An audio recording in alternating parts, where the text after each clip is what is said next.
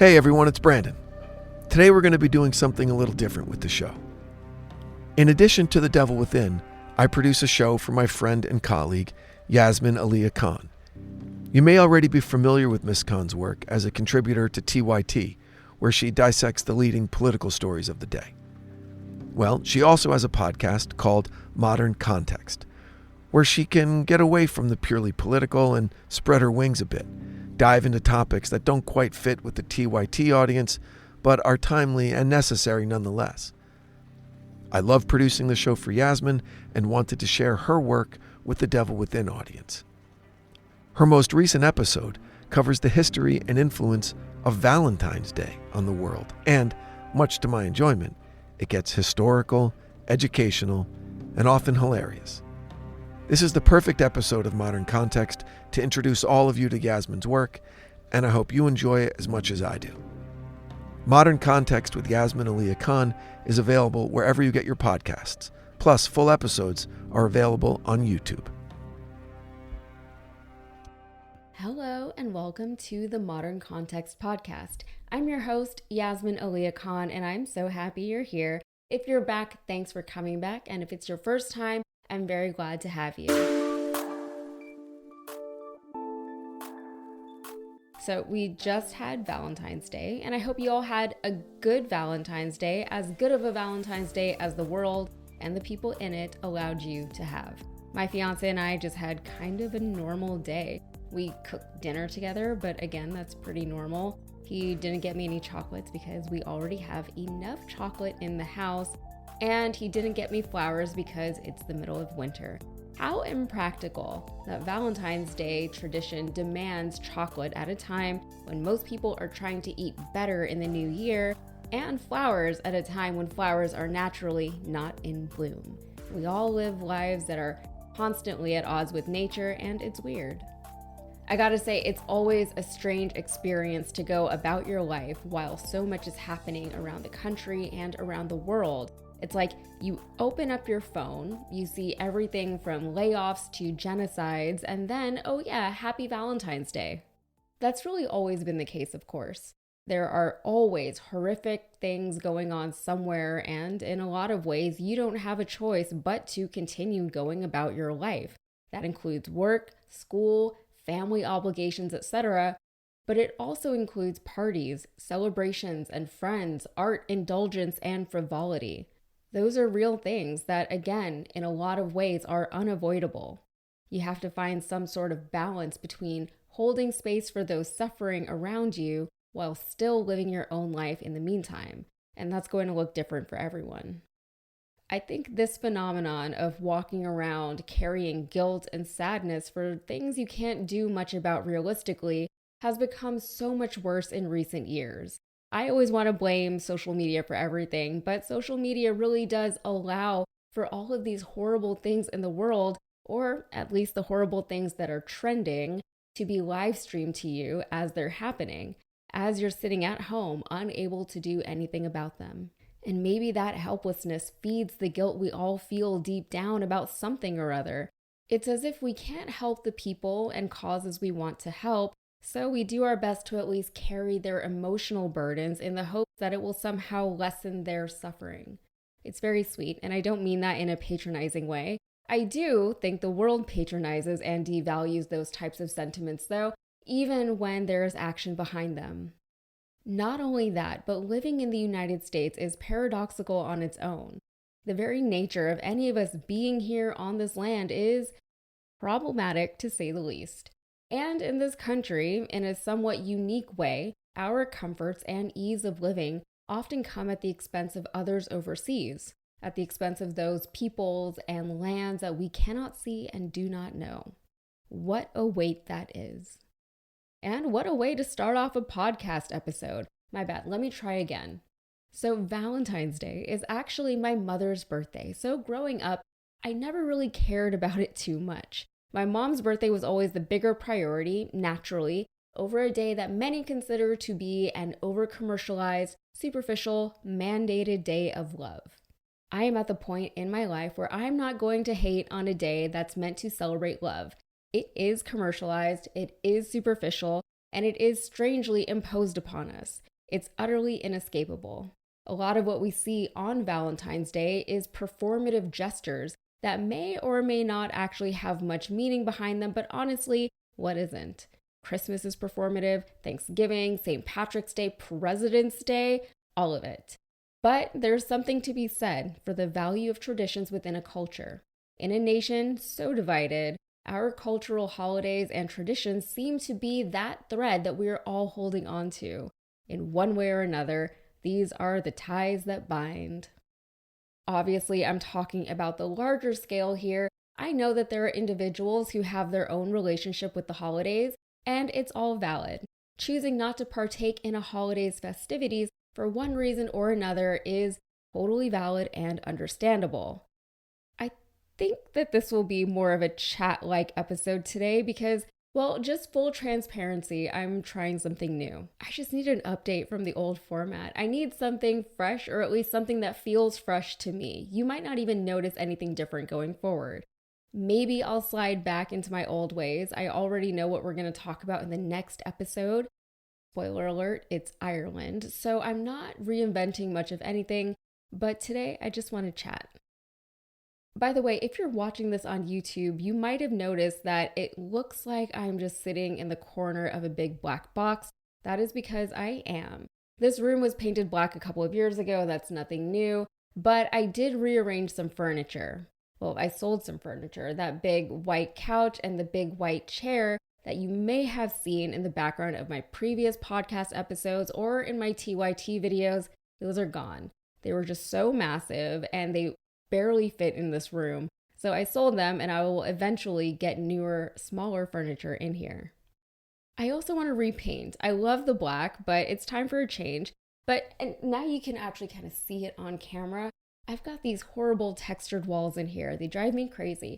Something about new builds in Texas, they've all got this knockdown texture on the walls. I'm told it's because imperfections are easier to hide on a textured wall than they are on a smooth wall. And that seems like as good an explanation as any as to why these insane textured walls come standard with so many houses. So I want to smooth the walls before I paint.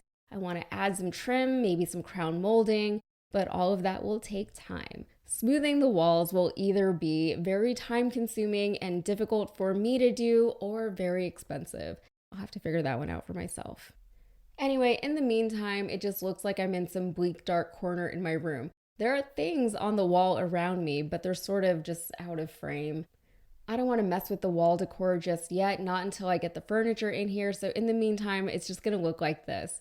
I do have the desk facing out into the room now, which is way better, even though on camera it just looks like I'm sitting in a corner. But this is way better for me than just staring at a black wall. So there is a vision. It's coming along slowly. And in the meantime, this is what it will look like.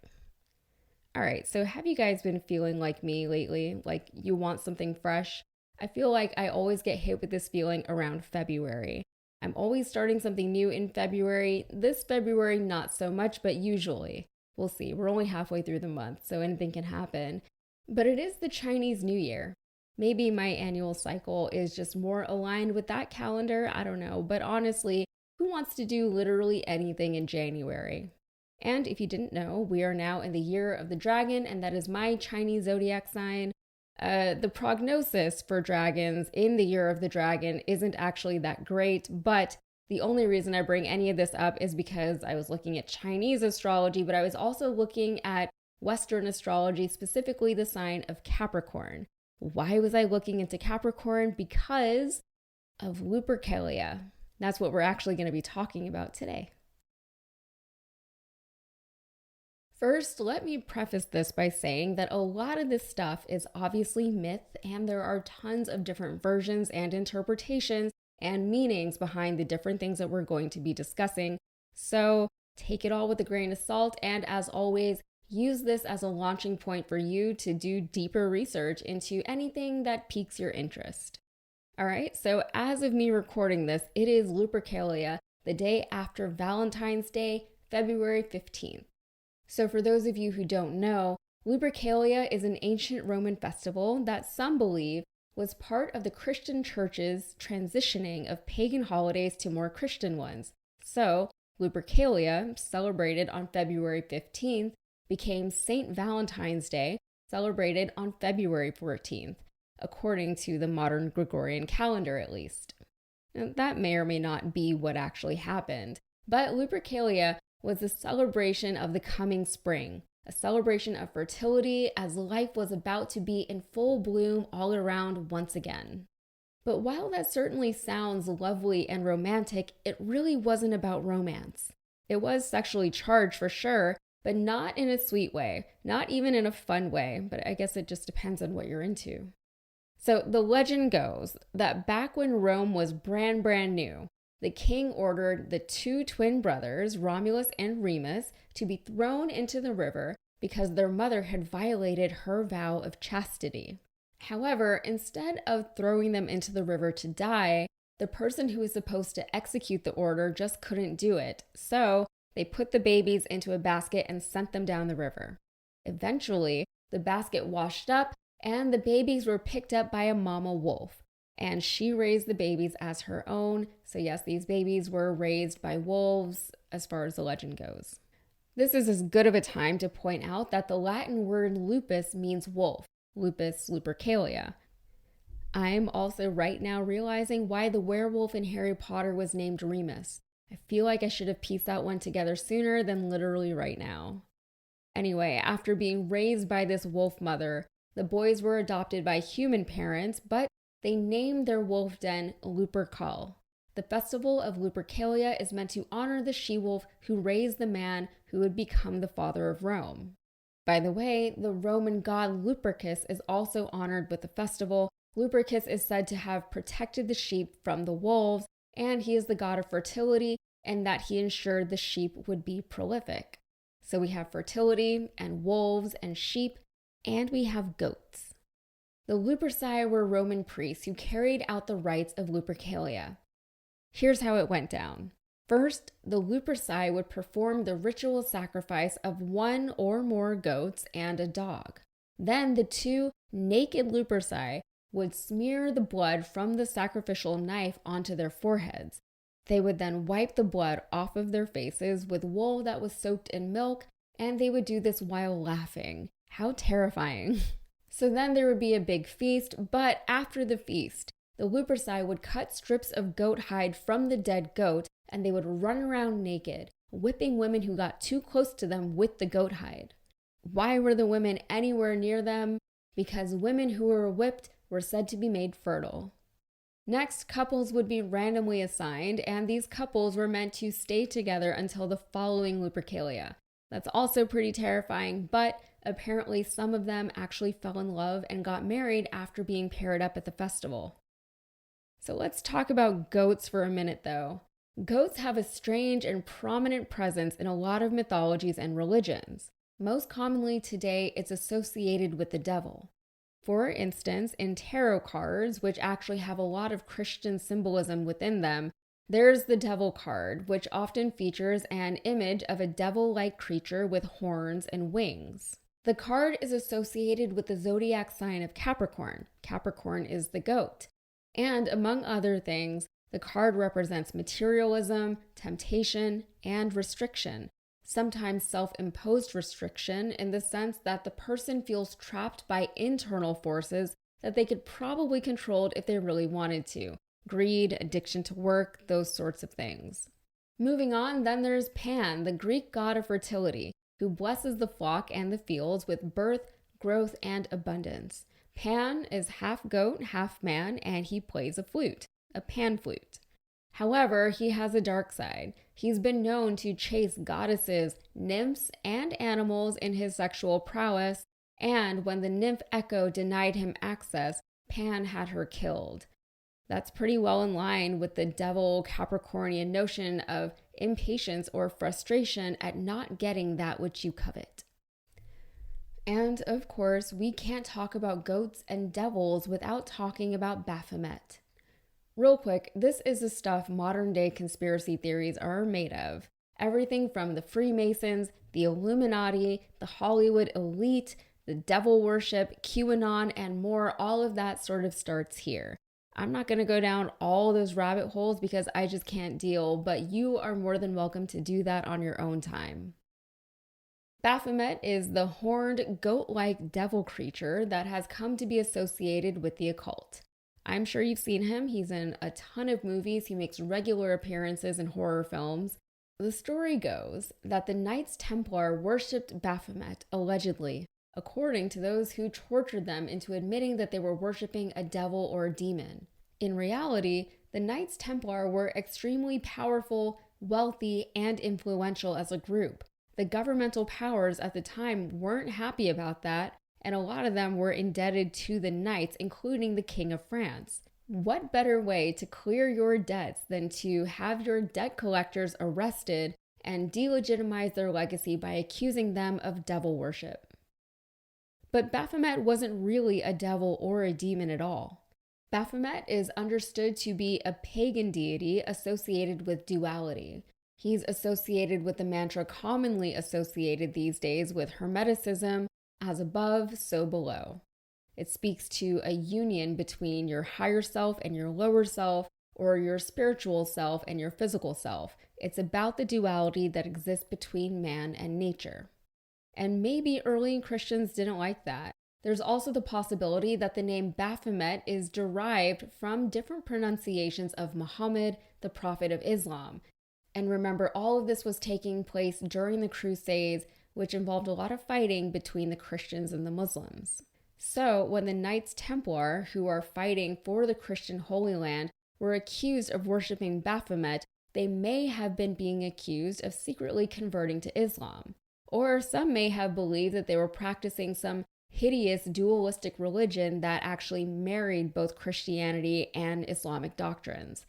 In that sense, the Christian church is pretty famously intolerant of duality. So initially, Baphomet didn't really have a whole lot to do with the Christian devil because Baphomet was never Christian. It wasn't until centuries after the Crusades and the Knights Templar that the image of Baphomet that we are familiar with today became popular. Now, all of that said, Baphomet, in the modern context, is now widely associated with the occult and Satanism. It's important to note, however, that modern Satanists don't necessarily worship the Christian devil. La Carmina is a scholar and an author who attended Columbia College and Yale Law School, and she wrote a book on Satanism. She said, quote, "There are many different kinds of Satanists, but most don't actually believe in Satan and don't worship him as a god or as a force of evil. For the most part, Satanists are non-theists who view Satanism as a personal liberation from traditional theistic beliefs. We value nonconformity and revolt against the ideas of superstition and arbitrary authority. Modern Satanists are non-violent and interested in the pursuit of reason, justice, and truth." She goes on to say, quote, "Essentially, Satan is a metaphor. We believe in the historical idea of Lucifer as the light bringer, a principled rebel angel willing to stand up against arbitrary rules or authority.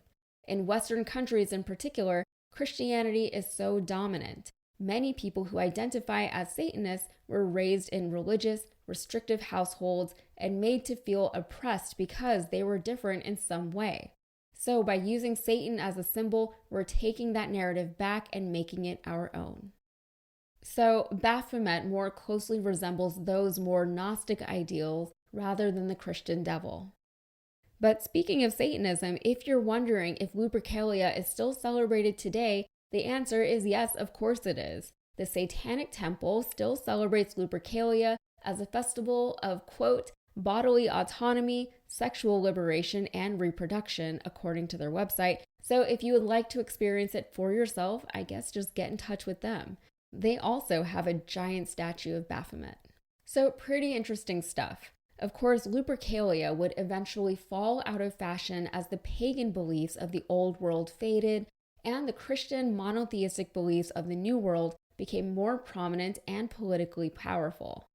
Today, we celebrate Valentine's Day, which is named after Saint Valentine, who, legend has it, performed Christian marriage ceremonies even though the Roman emperor had banned marriage. Very romantic. It's been quite a journey from whipping women with fertility hides to flowers and chocolates. But I don't know, maybe we can just lazily blame this transformation all on capitalism.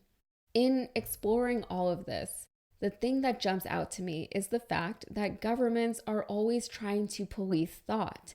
Religions, in my opinion, seek to do the same thing, and the reason is because it's easier to wield power over people if those people are not constantly questioning you and your motives.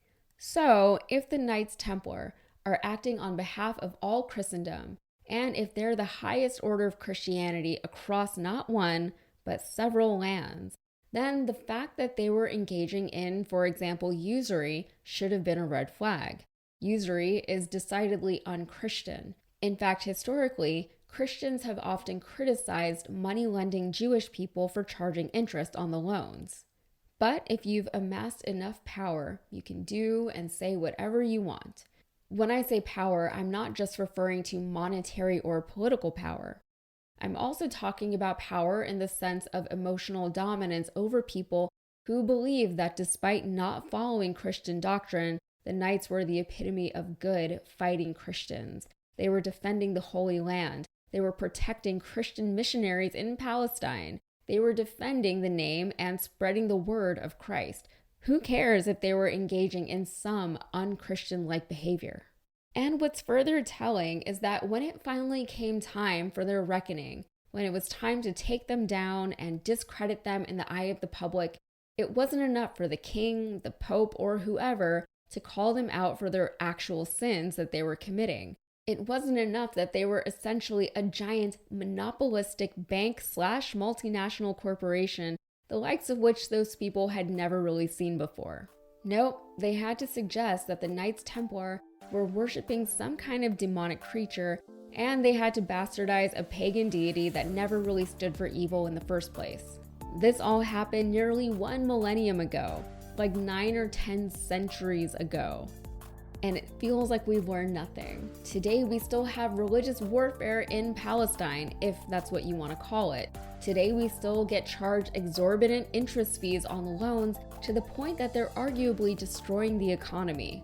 And we still have people doing horrible things and hiding behind a thin veil of religious authority. If you question them and their work, you're basically questioning the entire religion and every one of its followers. Oh, and we still have people blaming things they don't like or understand on the devil, even though not everyone even believes in a devil. And I honestly don't even know if people get that. Anyway, I'll end it there. And with that, it's a wrap for lucky episode 13 of the Modern Context podcast. Enjoy the rest of your February. I will see you in March. And until next time, we would love to hear from you. Reach out to the show at hello@modconpod.com with any suggestions or questions you might have for us. Also, don't forget to follow and subscribe to the show wherever you get your podcasts, find us on YouTube, and tell your friends about us. And of course, thank you all for listening. Happy Valentine's Day to those who celebrate, happy Lupercalia to those who celebrate, and happy birthday to my mother. I can't wait to see y'all next time. Cheers.